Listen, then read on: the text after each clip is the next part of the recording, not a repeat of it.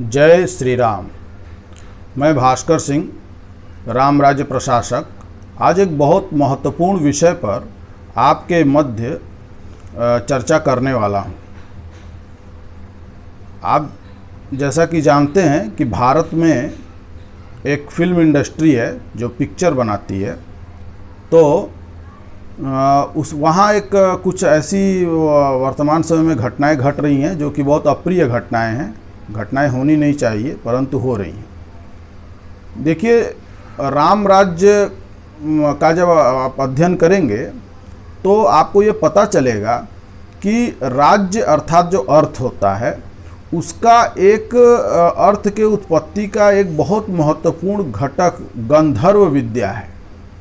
इसी गंधर्व विद्या के अंतर्गत ही ये फिल्म निर्माण और जो अलग अलग तरह के स्वांग करने वाले, नाट्य का प्रदर्शन करने वाले, मनोरंजन करने वाले जो कलाकार, नायक नायिका इत्यादि होते हैं, इसी के अंग होते हैं। और इससे सरकारों को, यानी जो राज्य होता है, उसको बहुत ही अधिक अर्थ की प्राप्ति होती है और उसके जो मनोरथ होते हैं उनको उसको पूर्ण करने में सफलता मिलती है।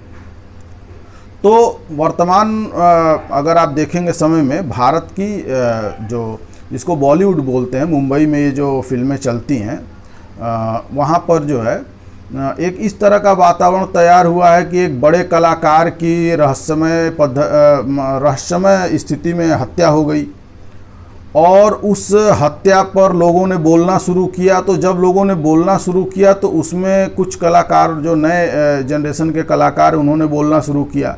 तो जब बोलना शुरू किया तो उनकी बात को वो बोले नहीं, उसको रोकने के लिए स्थानीय सरकारों ने उनके विरुद्ध कार्रवाई करना प्रारंभ कर दिया, उनके स्टूडियो इत्यादि को तोड़ दिया। तो इस प्रकार का बहुत एक विभत्स, मतलब जो चीज़ भारत में इस तरह की संस्कृति नहीं है कि आप किसी को बिना अपराध के ही दंड दे दें, तो उस तरह का कृत्य जो है होने लगा। तो ये वर्तमान में चल रहा है।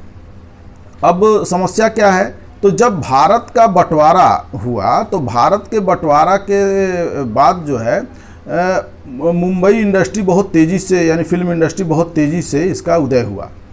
वास्तव में लाहौर में जो पहले फिल्म इंडस्ट्री थी वो ही मुख्य इंडस्ट्री थी और वहाँ पे अधिकतर मुस्लिम, यानी जो हमारे आक्रांता संस्कृति को मानने वाले और हिंसक संप्रदाय था, वही वहाँ पर अधिक फिल्म इंडस्ट्री में काबिज था, उसी का ही अधिक नियंत्रण था।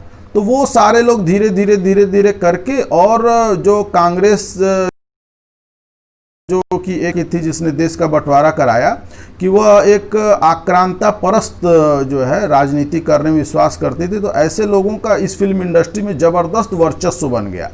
और ये वर्चस्व इतना बन गया कि अगर कोई हिंदू संस्कृति या सनातन संस्कृति, भारतीय संस्कृति को लेकर के कोई काम करना चाहे तो उसको किसी न किसी तरीके से रास्ते से हटा दिया जाता था। आज भी यही स्थिति है। और इसमें आप लोग जानते हैं एक दुर्दांत आतंकी है दाऊद इब्राहिम, ऐसे लोगों का भी इसमें हाथ है। वर्तमान में कुछ राजनीतिक दल, जो बाला साहब ठाकरे ने जिसको स्थापित किया था, तो उसके वंशजों ने तो कांग्रेस को भी पीछे छोड़ दिया है, इस प्रकार का कृत्य कर रहे हैं।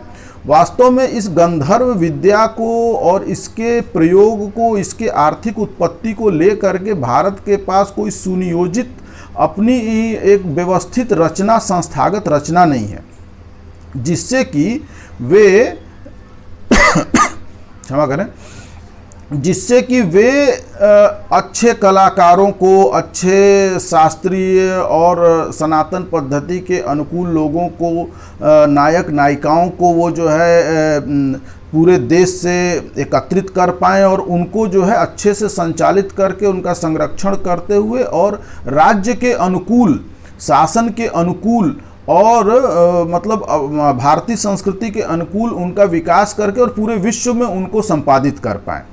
तो यहाँ पे समस्या यही है कि जब ऐसे लोगों का आप व्यवस्थापन नहीं कर पाते हैं तो जो अनर्थकारी लोग हैं, यानी जो राज्य के कंटक हैं, जो आपके राज्य को नष्ट करने वाले तत्व हैं, इनका दुरुपयोग करते हैं। और इसी दुरुपयोग के अंतर्गत आप देख रहे हैं कि मादक पदार्थों की तस्करी से लेकर के और अवैध तरह के और गतिविधियां, हत्याएं इत्यादि इसमें, और षड्यंत्रकारी तत्वों का पूरा एक जमावड़ा हो गया है।